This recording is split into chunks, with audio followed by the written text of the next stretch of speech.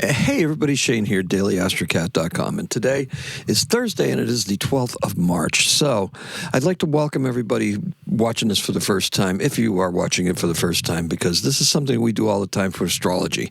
It's daily astrology and it follows the moon pretty closely. So it captures the mood of the day, and I do this every single day. So make sure you come back every day. For all of my old friends out there, hey, how are you? Let's get going. So Thursday, the moon's going to enter Capricorn at 12:37 in the morning, very, very early. And it's a great time to get down to business. Capricorn moons are organized, practical, and very business-like. Okay, so this is telling us that, this is kind of like telling us, hey, time to get thinking about some things, right? We've got just about a week left in this Pisces season. So here's your little reminder, right?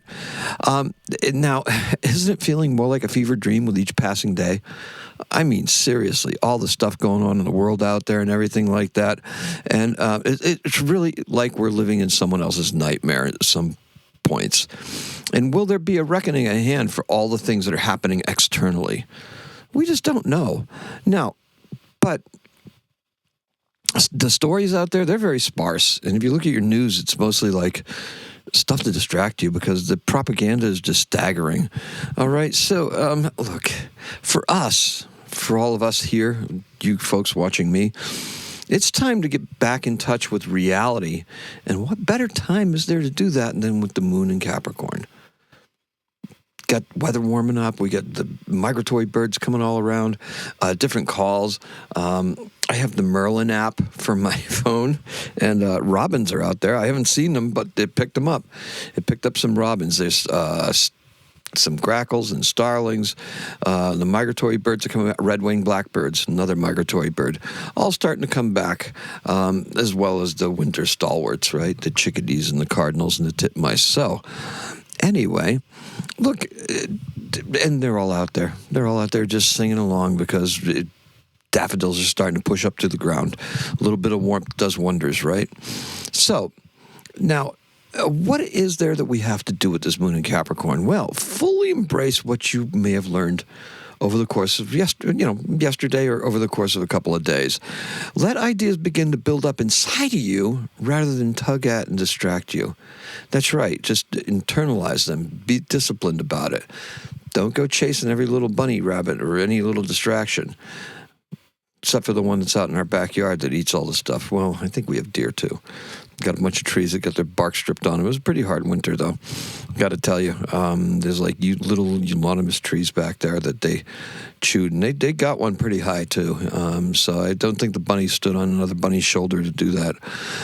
So look, let your ideas. Speaking of distractions, right? Just full of them. Focus and finish any work-related tasks starting that you start today. I almost said starting today, but it's what you start today. Yeah, just finish it up. And today's keyword is focus. You wouldn't know that from listening to this, would you? Anyway, and the color is mud. That's a good one. So the sun in Pisces is having a grand time. Deadlines were previously needed to keep us on task, to keep us from wandering, to keep us from going far afield. Now that we have the moon in Capricorn, it seems to me that the shifting nodes and the split eclipses somehow diminished that power of the full moon in Virgo. So, those deadlines that we needed, let's think about this for a second. Now, the eclipse dampened the practical and the analytical and allowed for the sun to cover the earth in shadow. This effectively kept the moon in Virgo in the dark. If you feel like we're being led down an unknown path, then that's probably why. One of those reasons, right?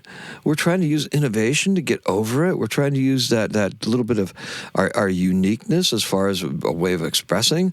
But for right now, we're kind of like just in that Pisces mode of trying to get out, trying to move forward. Also, we have Mercury retrograde, which is also causing us lots and lots of thought issues, especially with Mercury in Pisces, because Mercury in Pisces is in fall, and it's a very intuitive sign, but it's also what's a good word for it? It's intuitive, but it's not. It's non-linear. In other words, it doesn't go from A to B. It jumps all over the place, and those are distractions that we need to be getting under control. Now, the whole tech thing, that's getting out of hand too. Oh, if they only had news items about this, right? Although I did see there was some massive hack somewhere. So it's just, yeah, tech is getting out of hand. And we need to try and confront work issues through technology. In other words, things that have been holding us back personally, we need to figure that out. And if you're doing it creatively and you're finding that it's holding you back, yeah, because the two paths, they're basically the same path now. We're not differentiated between work life, home life, or even creative life. We're just trying to take it all from a higher vibrational level.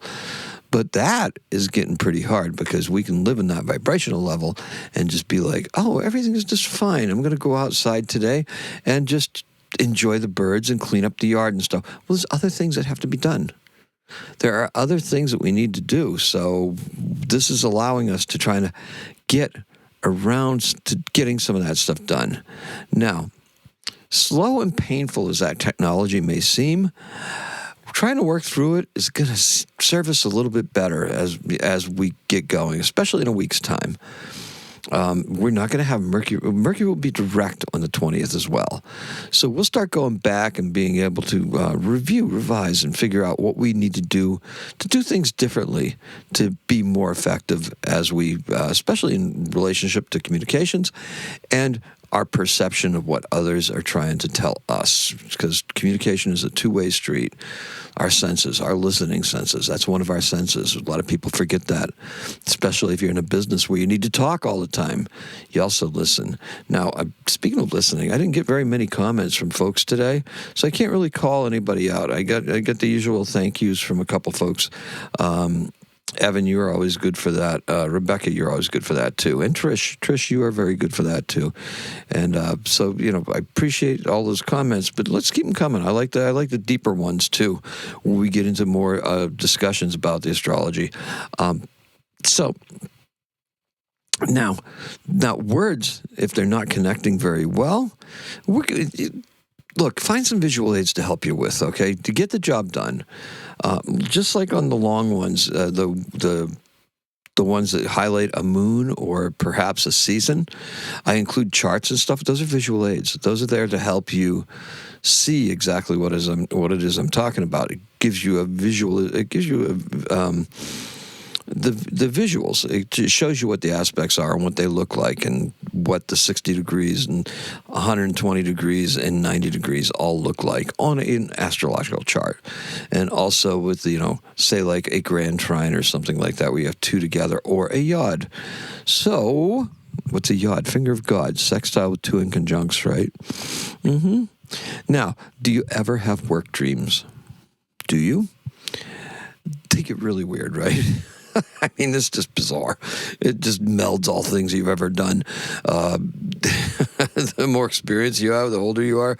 Oh, man, those things get kind of crazy. Anyway, it doesn't go too far back, though. At least in my mind, it doesn't. I don't know if anybody's ever had one that's gone way back, but I don't think it has. It hasn't done that for a while. Look, the subconscious, that's a funny thing.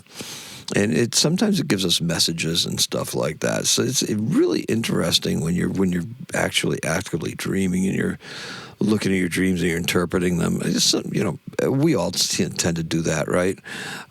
You'll Google that. What does that mean? I'm being chased by this or something like that. I don't ever have very few chase dreams or something like that. Usually they're pretty mundane. The work ones are the worst, though, because it's like there's something that you keep on trying to get through, and you just can't seem to get through it. And that's some form of blockage there. And it just really is trying to just work through whatever it is. And really what honestly it really means usually is to just not focus on it too much, so that way you can get that intuitive little burst of inspiration to actually overcome whatever that is. Now, I'm not suggesting that you purposely set out to dream about work tonight, But what I am suggesting is that you want to consider practical ways to get our business game on and grooving. Just a little bit of it, even if it's a creative business. That's what you need to do. So, I love composers, and Vincent Indy is one of the new ones that comes up quite a bit on playlists and stuff like that. So in 1897, Vincent Indy's opera Ferval premieres in Brussels.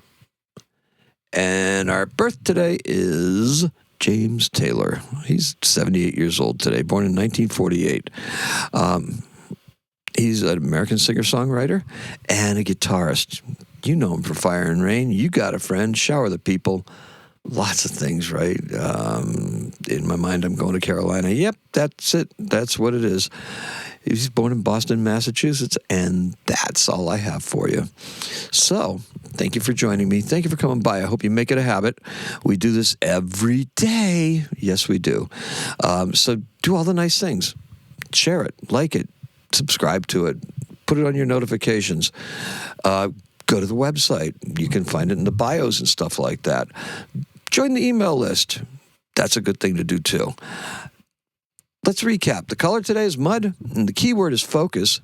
Today, you'd think it would be better, but we're not used to it because we can't really focus with that Pisces, with the sun in Pisces and the Mercury being retrograde. Today is a 4. Happy astrocatting.